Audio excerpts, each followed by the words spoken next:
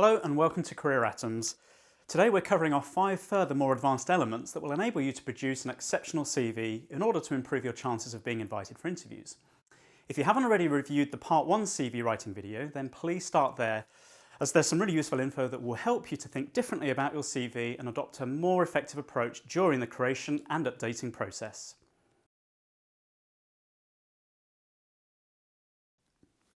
One of the points I made previously is that the top half of page 1 of your CV is your prime shop window frontage. It's the central London, Oxford Street flagship store, if you like, where the recruiter's eyes are initially drawn to in those critical first few seconds of review. So clearly this is where you have the best opportunity to sell yourself, so you need to maximise this accordingly. A strong career summary is a concise, ideally aggregated 1 or 2 sentence snapshot summary about what you do, who you do it for, and most crucially, the benefits that you bring. The quicker and more easily the reader can grasp this, the better. If you glance over the first paragraph in our example CV, within just a couple of seconds you know exactly what Owen does, how long he's done it for whom, and the value he brings.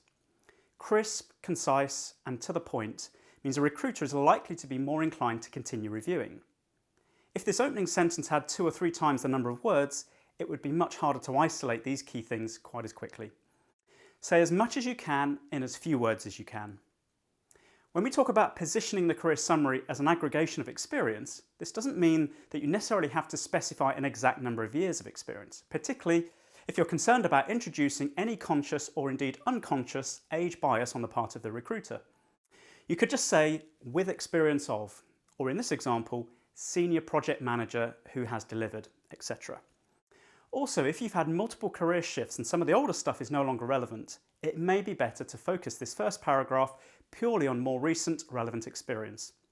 For example, Owen may have had an additional 4 years of retail experience before moving into project management, but he opted to leave it off the CV because it really doesn't help him sell himself as a project manager. Remember, the CV is your brief marketing pitch and it's not your entire life story. To help stimulate thoughts about how you could describe yourself, here's some further quick examples of opening summary sentences. Financial accountant that enables FTSE 250 companies to reduce costs and improve profit margins by introducing strict controls and effective measures. HR business partner with 8 years of experience, significantly improving employee satisfaction for small to medium-sized publishing companies by championing staff welfare and influencing positive change. Science teacher that empowers learning and enlivens the minds of young people by creating and delivering highly engaging lessons and an environment of collaboration. CEO with 22 years of experience delivering multi-million-pound value to venture capitalist firms by establishing and growing successful, high-profile technology startups with consistent plus 50% annual growth. Hopefully you get the idea. Now you might say that's okay if you're a renowned CEO, HR professional or qualified accountant, but I just happen to stand on my feet for 8 hours a day in a small coffee shop. Okay, how about this? Barista that has warmly served hundreds of thousands over the past 4 years and helped improve customer loyalty and increase revenues through strong relationship building skills. I suspect if I was the manager or owner of a coffee shop and the very first thing on the CV is that quick summary, I'd be pretty much inclined to want to meet that person. If you find it hard to identify what you're good at and selling yourself just doesn't come naturally, please do check out a video on the Career Atoms website called Self-Evaluation, which should help you. Next, let's talk a bit about the inclusion of skills in this prime section of the CV. I see lots of CVs like this, and some may assume that the more stuff you include, the better. But from a recruiter's perspective, the more obvious and focused your core relevant skills, the better. Naturally, when the eye is bombarded with so much information, it's really hard to take in that much, meaning that key elements are more likely to just end up getting lost. Less is absolutely more. Exactly the same applies when it comes to fancy tables and graphs to try and highlight skills. Plus with these you're also introducing an increased risk that the formatting might not necessarily come through on the reader's screen exactly as you'd hoped it would.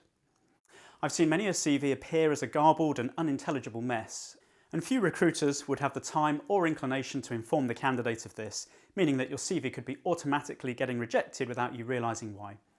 Keep it simple, focused, and really evaluate your core skills, especially those which the reader will be looking for in connection with a particular role.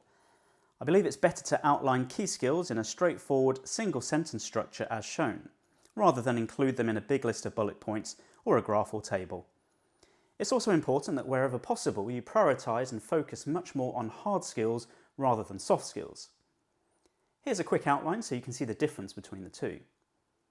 Hard skills are typically those core critical elements of your role or experience, and it's these that recruiters prefer to see here so they can quickly determine how you stack up against their role. Soft skills are certainly still important, and you'll undoubtedly see some listed within the requirements section of a job description. But there's a risk in only mentioning soft skills in this particular part of your CV.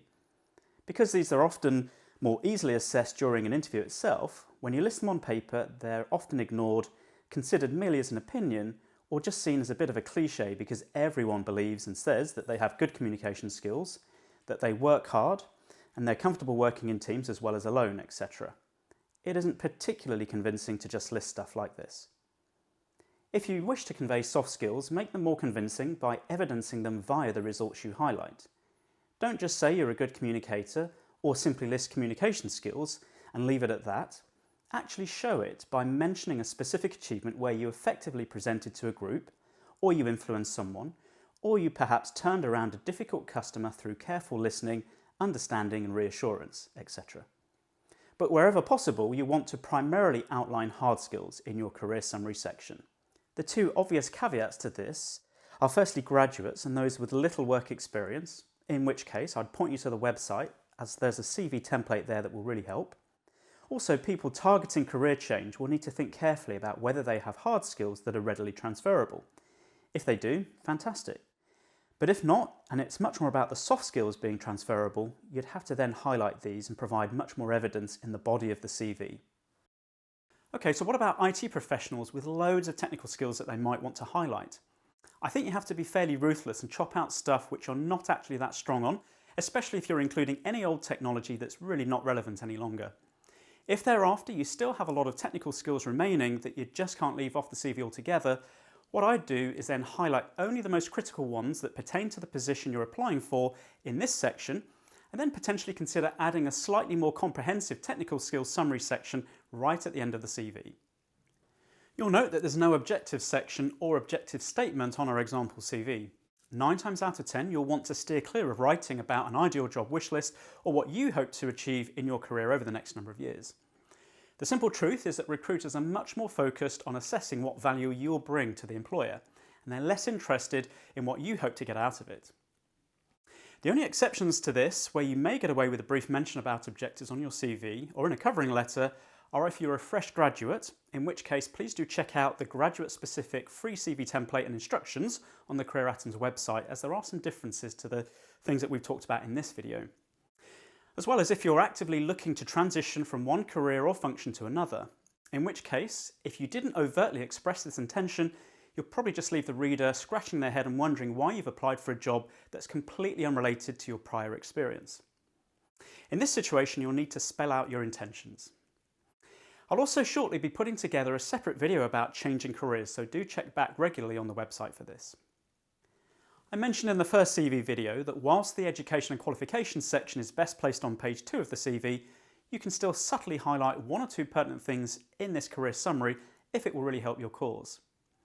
Here, it was critically important for Owen to highlight the role-related and sought-after Prince 2 and MSP qualifications early on, so these were included within the skills list.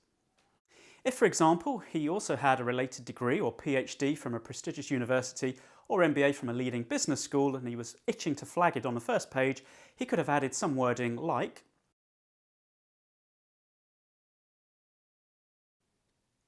finally, on this particular section, it's best not to talk about I, as in I am a senior project manager. Similarly, don't write in the third person. For example, Owen is a project manager, or Owen has spent the last 16 years, etc. The way the summary has been written, simply starting with senior project manager, is better. Okay, we've spent quite a lot of time on this first career summary section, but it's vitally important for you to get it right. Outline a clear value proposition and provide a very positive initial impression.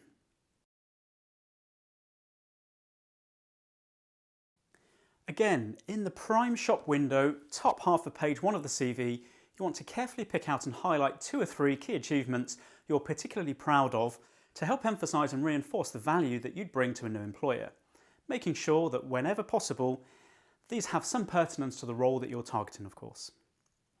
Glance over the achievements highlighted in our example CV and you'll note that Owen, a project manager, doesn't just list the 3 biggest projects he's managed, which in itself actually wouldn't have been necessarily a bad thing to do, but rather, however, he's highlighted 1 very large project and 2 other achievements that focus on cost savings, service improvements and influencing change.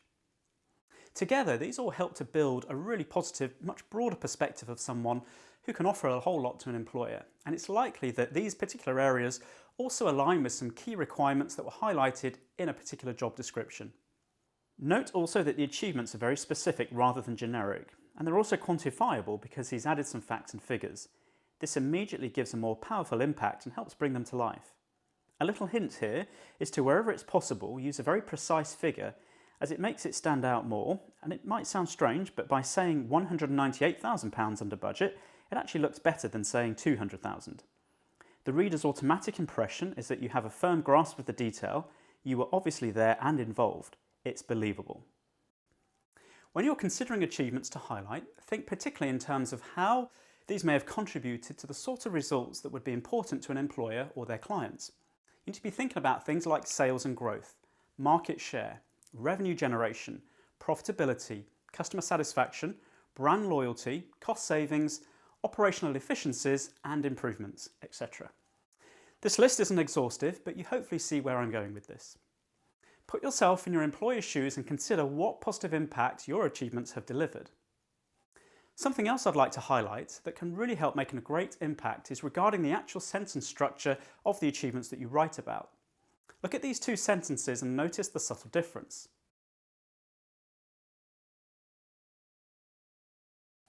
The words are almost identical, but the sentence structure has been reversed in B, so that it begins with the result and the quantifiable impact, whereas A ends with this. Ideally, you want to be constructing your achievements such that you start with the outcome first. The simple reason for this is that our eyes are more naturally drawn to the beginning of a particular sentence or bullet point. So by beginning with the result, you help this element to stand out and be much more visible to the reader. Utilise the exact same sentence structure technique when writing about any other achievements in the bulk of your work experience section. If you write a really exceptional career summary and career highlights section, just the top portion of page 1 alone could well be enough to convince a recruiter that they will want to interview you. And that's even before they've reviewed any of your actual written employment experience. This is really what you're aiming for, and this is why those 2 sections are really critical. Make sure you thoroughly maximise this space and market yourself as best you can. On a similar note, try to use dynamic, action-oriented verbs in your CV writing, and particularly when describing achievements, as again, this really helps to bring them much more to life compared with something that might otherwise come across as being fairly task-oriented and pretty dull. A lot of people would write, worked as a leader of a team of 5, when led a team of 5 is more succinct and puts the emphasis on the action verb led. As a quick aside, it's perhaps even better if you slightly expanded, emphasised and qualified this point with something like effectively led and developed a team of 5 by providing vision and clear objectives. Here's some examples of action-oriented verbs that can really help to improve a CV. Some words will be more appropriate in certain sentences, depending of course upon the particular context. I've included these action verbs in the FAQs within the CV section of the Career Atoms website, and a quick Google search will throw up loads more. Obviously, you want to avoid continual repetition of just the same words over and over again, as the overkill will likely end up lessening their impact. Refer to a thesaurus and make it a bit more varied and interesting. You don't want to go completely over the top, but it is useful as an exercise to go through your own CV and see where you can substitute in much more action-oriented verbs to help make a sentence more interesting and powerful, all of which will bring the CV to life. Turning now to the main body of information within the CV, i.e. what you've actually done in each period of employment. What you want to avoid is long paragraphs or lists of really dull duties and responsibilities, which is unfortunately what recruiters often see. In this case, all you're really providing is a sense of the job itself and the related required tasks, without giving any perspective at all on how well you've actually done it, whether you've achieved anything or delivered any positive results. Naturally, these latter things are exactly what the hiring manager is looking for. So you really need to spell them out and ensure that they jump out from the CV. Sadly, we sometimes see CVs where an entire section from the candidate's job description has simply been copied and pasted. And the absolute worst is where I'll occasionally see CVs with the exact same job description wording even copied across multiple different jobs. As well as long paragraphs and large blocks of text with too much information, you also want to avoid long lists of bullet points and instead focus on just 3 to 6 bullets that convey key things. Remember that CVs are skimmed over rather than read. So rather than brain dumping every single thing that you've done onto the page, actively make the recruiter's job much easier by being ruthless in highlighting only the principal elements that stand out and which a new employer would want to see. As a general rule, you'll want to try and weight these as you go through the CV, meaning that you'll provide more bullets potentially against more recent work and less the further back you go. And this is simply because your more recent experience is likely to be of most relevance to the role you're targeting. But naturally, I appreciate this isn't a hard and fast rule. There may be some times where you've had considerably longer tenure in previous roles, so you'll write a little bit more there. Plus, there may be some key relevant experience that you want to try and highlight. Next, once you've boiled things down to a smaller number of crucial bullet points, rather than list them as tasks you carried out, ideally you want to try and convey what you did by way of the results that you accomplished. If you're really smart about what you include in the bullets, your dynamic, action-oriented achievements will also indirectly give the reader a perspective on the responsibility and duties that you had. Listing duties and responsibilities on their own makes for a really dull read, compared, however, to listing achievements and results that also provide a sense of your responsibilities. For example, rather than saying responsible for the monthly inventory of all stock, we have analysed and improved monthly stock levels. This still conveys your responsibility, but within the context now of an achievement. Even better still, you could put drove £315,000 annual cost reduction by analysing stock requirements and championing lean processes. This last bullet point not only conveys the same responsibility, it also encompasses a quantifiable achievement that helps bring it to life, as well as a sense of how you brought about the result. All of this provides the reader with a sense of a candidate who's dynamic, action-oriented and comfortable collaborating and influencing internally to bring about positive results. Consider just how much you can actually convey and how much can be deduced from a single 13-word bullet point compared to the starting one. Here's another one. Rather than held regular team meetings, which is already a pretty dull thing to say on your CV, we have initiated improved collaboration across the team. Or even better, improved team productivity by 18% by inspiring a culture of personal ownership and autonomy. The last one doesn't even mention team meetings, but it implies so much more than this from the results that were achieved. Look at your own CV and see where you can convey a duty or responsibility by way of a much more interesting and compelling achievement. I mentioned in the preceding video that there's a possibility your CV could be first stage filtered by a computer, and as such you might be rejected without any human visibility whatsoever. This is important to recognise, as you have to now write your CV for both human eyes and a computer. The ATS, or Applicant Tracking System, is an online repository of candidate records and CVs, and it can be used to filter applicants against key search words and criteria that pertains to a particular position. This is particularly relevant for larger companies that may get a crazy number of applicants against each job opening. Rather than their recruiters having to spend hours and hours sifting through hundreds of CVs, the ATS system can assess and apply a scoring algorithm against each candidate. As such, the recruiter is then left with a much smaller portion of CVs to then review and make a decision on. And the CVs that get through are only those that reach a certain threshold, and they're deemed a stronger match. So once you've created a really strong CV that's as good as you can possibly make it, and just on this point, you should fully anticipate reviewing it as many times as necessary until you're sure that there's no further small adjustments, tweaks or fine-tuning that you can make to improve it further. At this point, you've created a strong baseline CV. But rather than just sending out this version of the CV to every single job opening, recognise that you'll more than likely need to tailor the CV a certain degree for each particular role. This is simply to ensure that it really aligns well with the specific requirements of an individual position before you submit it. This process could take another 30 to 60 minutes, if not even more, for each position. Especially ensure your key achievements and bullet points align well with the specific role requirements outlined in the job description, substituting and adding in any more pertinent ones as necessary. Now, the growing trend of using ATS systems to filter candidates also means that you'll likely need to optimise your CV to ensure a stronger alignment with the job description or JD. Therefore, scoring high enough against the various keyword filters used by the system. And there's two ways that you can do this, the simplest of which is just to read the JD, highlight some keywords, job titles and phrases from their requirements sections and incorporate these into your CV, ideally using a smattering of the same and similar words spread evenly throughout. For example, the formal job title of your existing employment contract may be Personnel Officer, but you're going for a role designated as a HR business partner. The two roles could in essence be pretty similar, but if you've applied using a Personnel Officer title on your CV, there is a possibility that you might just be quickly filtered out from the initial sift of, for example, 200 CVs, with preference given to the 45 or so that utilised the actual HR business partner title. I think it's fine to use a certain element of artistic licence when it comes to job titles, particularly recognising that companies sometimes do stick with certain title conventions and that title trends do adjust over the years. However, don't award yourself an obvious and undeserved promotion, of course, or do something that's clearly stretching the truth too far.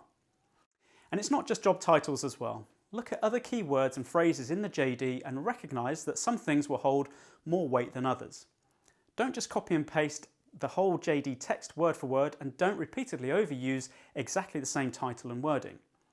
If you go too far on this, not only can the ATS easily recognise this and automatically reject you, the CV is also going to start to look pretty boring. So if it is actually reviewed by a human, it's not going to get very far. The second optimisation option is to use a neat software application called JobScan. This allows you to copy and paste your CV into one box and then do the same with the text of a particular JD in another box. The two are then compared and you're given an optimisation score based on actual algorithms used by leading commercial ATS systems. When you run this for the first time, you might be a little demoralised to see a resulting fairly low score, particularly if it's a role you know that you could fulfil comfortably. Recognise that this isn't necessarily a negative reflection of you and of the general quality of your CV. What it is a value of how optimised the CV is specifically compared to a particular position. And if the score is low, you may need to undertake some additional optimisation tweaking. In which case, play around with the CV and then rescan it, whereby hopefully your score increases accordingly. I won't go into too much further detail on this here, as you can just visit the jobscan.co website and watch their product tutorial. If you sign up, you do get a few initial free scans, but you'd also have to pay if you use it any more than this. One final tip, if you end up applying for a number of different positions, all using customised and tailored versions of your CV, as you should be doing, make sure that you keep track of which version of the CV has gone where, because you're certainly going to want to know this when you're invited for an interview. Here's a simple spreadsheet I put together listing the role, company, other pertinent info and crucially a CV version code that matches against the CV version you've stored on a PC or online file somewhere. If you want, you can simply download it for free from the Career Atoms website, but obviously you don't have to and you can create your own if you'd prefer. All it is essentially a really good organisational tool that will help you to keep track of everything and potentially avoid any embarrassment later on. Between the two CV videos, related FAQs and downloadable templates and instructions on the Career Atoms website, you should now have everything you need to create a great CV. There's admittedly quite a bit of work involved on your part, but I really hope you'll take the time and make the necessary effort. In so doing, you'll definitely be in a much stronger position compared to the vast majority of applicants.